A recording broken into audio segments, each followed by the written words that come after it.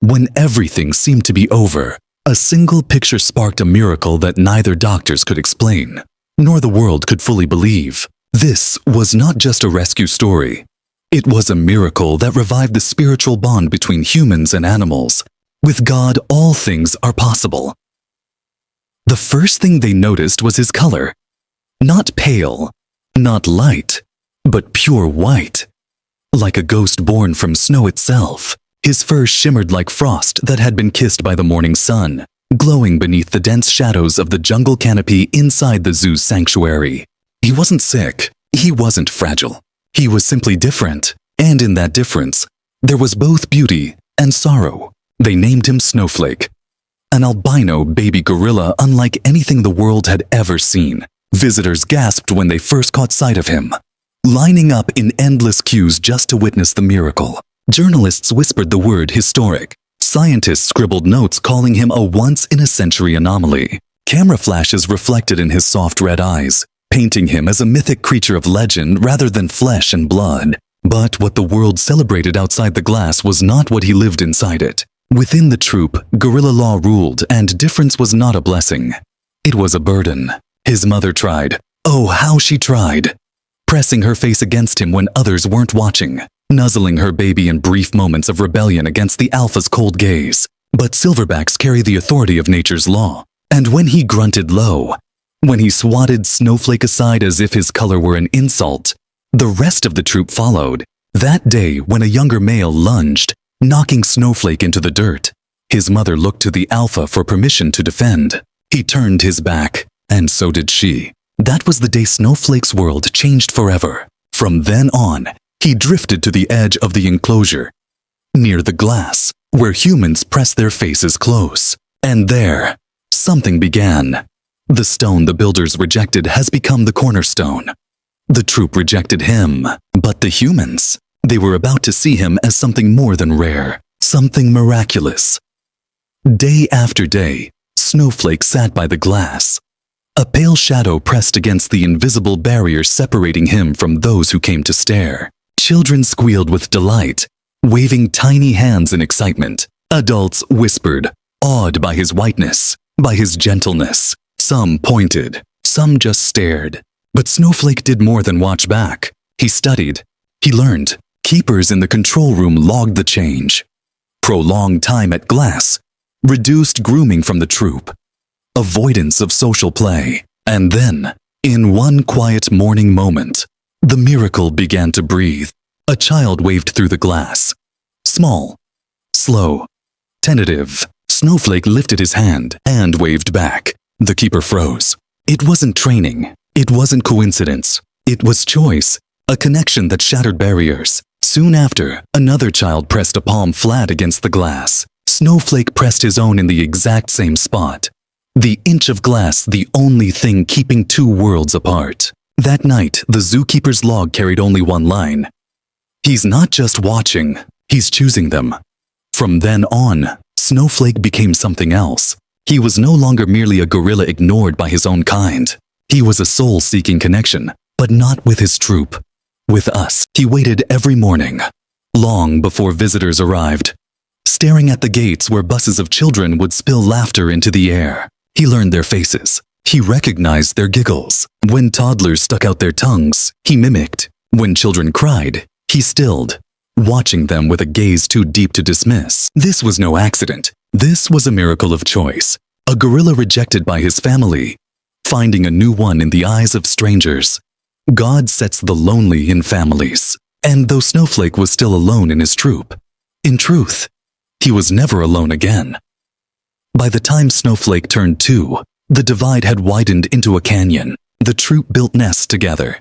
He curled alone by the glass. They played, wrestled, tumbled in bursts of dark fur and muscle. Snowflake sat, silent, pale, otherworldly. When storms rolled in and thunder cracked the sky, he cried. Soft, helpless cries.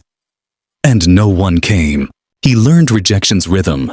He stopped reaching out to his kind. Instead, he reached out to the humans who gathered daily, pressing their hands, their faces, their hearts against the glass. And then came her. The little girl who became his mirror. She pressed her face against the window, Palms spread like tiny stars. Snowflake leaned forward, aligning his own hand with hers. That day, their palms met through the glass, and a spark ignited. She laughed. He blinked, then tapped gently, just once. She tapped back, and so began their ritual. One human child and one white gorilla. Building a language without words, keepers debated in staff meetings. Was this enrichment? Conditioning? But no one had taught him. It was pure. It was choice. It was bond. Soon, cameras were installed to track the phenomenon. But even footage could not explain it. Snowflake began recognizing familiar faces, altering his greetings accordingly. A hand wave for the boy with glasses, a playful spin for the woman in the blue scarf. And always a gentle press of his forehead against the glass when the little girl appeared. One keeper, his eyes blurred with tears, scrawled a line that would echo in hearts forever. He's not just reacting, he's relating. For we are all one body, and each part belongs to all the others. Snowflake, rejected by his own, had discovered the miracle of humanity, and humanity without knowing had discovered him. And then came the moment that lifted his story from whispers to a roar across the earth. A child, visiting with her parents, pressed her small fingers into the glass and signed hello in American Sign Language. Snowflake tilted his head studying, and then, slowly, hesitantly, he raised his hand. Not exact, not perfect, but close. So close. The child's eyes welled with tears, her voice cracking into a cry of joy. The keepers replayed the footage 100 times. Was it mimicry? Coincidence? Or had something far greater taken place? Within days, a teenager filmed Snowflake tapping rhythmically on the glass as she waved goodbye. She uploaded it. The clip went viral overnight. Millions of views, thousands of comments. The captions asked, "Is this gorilla trying to talk to us?" Suddenly, the world wasn't just watching Snowflake. They were listening. Visitors flooded the zoo. Not out of curiosity, but out of reverence. Because when Snowflake chose you, when he waved, when he mimicked, when he pressed his forehead gently against the glass, it felt like the hand of creation itself, reaching through the divide. And those moments, however brief, changed people. They left weeping. They left smiling. They left believing in miracles again. For with God, nothing shall be impossible. Snowflake had been born different. He had been rejected by his troop, but in his loneliness, he found something divine. A bond that reached beyond species, beyond barriers, beyond explanation.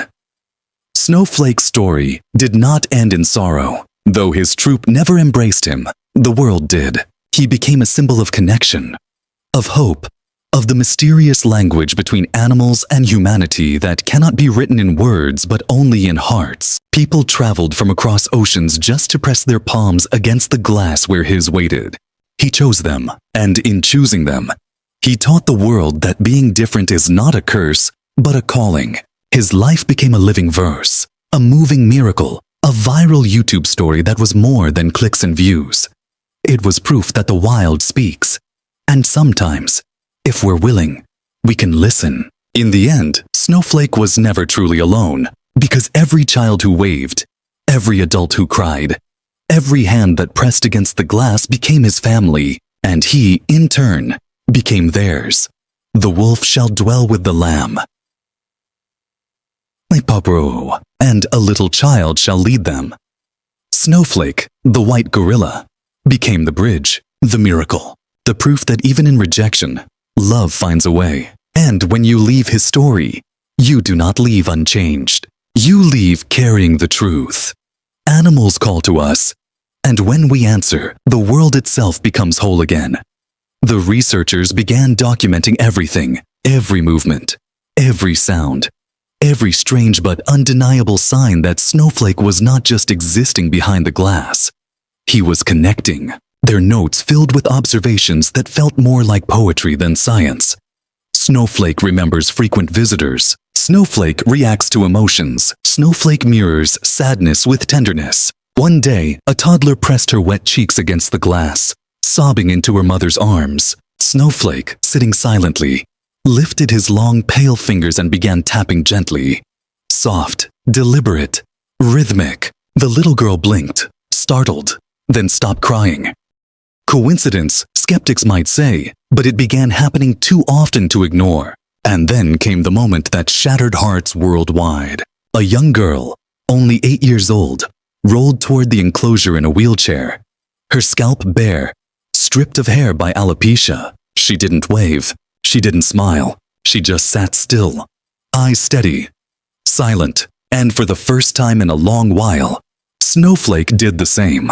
No tapping, no mimicry, just stillness. Two beings marked by difference. Two souls burdened by rejection, staring through an inch of glass that could not separate their understanding. And then, as if moved by something divine, Snowflake rose. His fur shimmered white against the shadows as he walked slowly to the glass. He leaned close. Their reflections overlapped. And then, with infinite gentleness, he pressed his palm against the barrier. Not play, not curiosity, but recognition. The girl hesitated. Tears pooled in her parents' eyes. Then she raised her small hand, pressed it to his, and something eternal passed between them. A photo captured the moment. Pale hand and white palm against the glass. The caption spread across social media in lightning speed. He saw her. Within hours, the image went viral. Comments flooded in from every corner of the world. This broke me. I'm different too. Thank you, Snowflake. He understands. It was no longer just a gorilla story. It was humanity itself reflected in the eyes of the wild. The Lord is close to the brokenhearted and saves those who are crushed in spirit. Snowflake was not saving her alone. He was saving us all. The bond between the girl and Snowflake deepened. She returned often, wheeled forward quietly as the crowd parted in reverence. And always, Snowflake found her. He pressed his palm against the glass. Not for everyone, but for her. Soon, she began signing words with her hands. Hello, friend. Love. His responses were clumsy, imperfect, but unmistakably deliberate. One day, she brought a drawing, a simple sketch of him, pale and beautiful. Snowflake studied it for a long time, then turned his back to his troop, sitting fully against the glass as though declaring with his body, I choose her. In that moment, a gorilla once rejected by his own kind chose connection over survival, empathy over instinct. The symbolism spread like fire. News outlets debated endlessly. Was this empathy or anthropomorphism? Was Snowflake real or just a projection of our longing? Some headlines praised him as proof of animal miracles, of a heartwarming animal video that showed survival through love. Others condemned the zoo, accusing exploitation. Panels raged on television, scientists arguing, activists protesting, and in the middle of it all, Snowflake retreated. The noise grew too loud. The protests shook his sanctuary. His appetite dropped. His sleep grew restless. He tapped the glass with no one there to answer. And then came the darkest day. Under pressure to reintegrate him with the troop, the zoo placed him back into the silverback's territory. It lasted minutes. A dominant male lunged during feeding. Snowflake tried to flee, but the enclosure gave no escape. His white fur scattered into the dust as he was torn into. The staff rushed in, shouting, tranquilizers flying. When they carried him out, bleeding from the shoulder, silence fell. Visitors wept at the sight of him on the stretcher. The zoo issued a statement. Snowflake is injured but stable. Interaction protocols are under review. For weeks he disappeared. The girl with alopecia wrote a letter. Her handwriting was shaky but her words unwavering. Snowflake isn't a display. He's my friend. Don't hide him. Don't treat him like a mistake. The letter aired on local news. It went viral again. But this time, the conversation shifted. It wasn't about a gorilla anymore. It was about belonging. People from all walks of life began sharing stories. Children bullied for being different. Survivors of illness. Those shunned by society. Hashtag #OffFriendOffSnowflake began trending. Thousands of letters poured in. Letters pinned to the gates of the zoo. Letters that said one thing again and again. Thank you, Snowflake, for seeing me. Bear one another's burdens, and so fulfill the law of Christ. Snowflake had been wounded, but from his wounds, a movement was born. The zoo board faced the storm. Voices rose from every corner: activists, scientists, parents, children. And at last, a decision was made. Snowflake would not be hidden. He would not be treated as an error. He would return, but this time on his terms. Architects designed a new enclosure. Vast, serene, separate from the troop that once rejected him. It was quieter, calmer, dotted with trees for shade and a wide glass wall for human connection. No more forced integration, no more experiments, only choice. When construction neared completion, the girl was allowed to visit him in the vet wing. He sat still, bandaged, weary. But when his eyes lifted and saw her, the weight of exhaustion seemed to vanish. He pressed his palm to the glass. She pressed hers back. Tears fell, but she smiled. And the keepers knew. He remembered. He still chose her. Not out of instinct, not out of conditioning, out of love. The reopening day came. No parades, no loud announcements. Just silence, reverence, and hundreds waiting in line before sunrise. Snowflake stepped out slowly, his fur glowing white in the dawn. He paused, stiff from healing but proud. Strong. The crowd held its breath. And then he moved to the glass. He sat. He lifted his hand. He placed it against the barrier. And then, there she was. The girl, the one who never gave up. She stepped forward, her head bare in the morning light, hand raised high. She pressed her palm to his. For a moment, the world stilled. Gorilla and child, different yet the same. Rejected yet chosen. Snowflake leaned closer and with painstaking precision, signed the word he had learned in recovery. Friend. The crowd broke. Some cried. Some applauded. Some pressed their hands to their hearts. But all knew they had witnessed something holy, something real, something eternal. And now these three remain: faith, hope, and love. But the greatest of these is love. Snowflake was no longer just a gorilla. He was a teacher, a healer, a bridge between what we are and what we could be. The months that followed transformed everything. Snowflake flourished in his new home. He painted with safe pigments, swirling colors across canvas as though telling his story without words. He mimicked more signs, slowly building a language of love with the visitors he chose. He greeted familiar faces with soft hoots. Children wrote letters to him. Teachers built school programs inspired by him.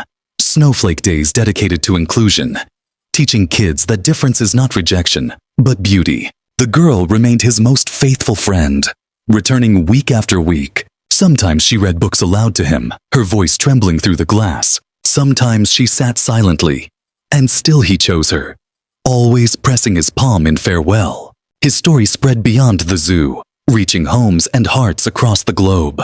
Documentaries called him a miracle. Social media called him a hero. But those who stood before his glass called him something simpler. Family. The final scene of the year's film showed him at sunset. White fur aglow in golden light.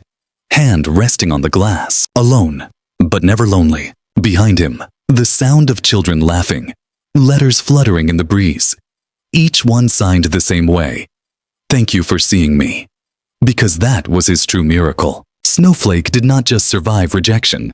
He chose love instead of bitterness. He chose connection instead of silence. And in doing so, he taught the world a truth too powerful to ignore. Being different is not the same as being alone. Snowflake showed us that even when the world turns away, love can still break through the glass. The wolf shall dwell with the lamb, and a little child shall lead them. Snowflake. The white gorilla lived not as an outcast, but as a bridge. His story reminds us that sometimes the ones rejected are the ones chosen to heal us all. In the end, it wasn't medicine, nor food, nor even time that brought him back. It was a miracle born from love. The light that picture ignited didn't just give a wounded soul a second chance at life. It also touched the hearts of every human who became part of this story. This was not just an animal rescue. It was a miracle written between human and animal. A reminder that even the smallest spark of hope can change everything. And now these three remain: faith, hope, and love. But the greatest of these is love.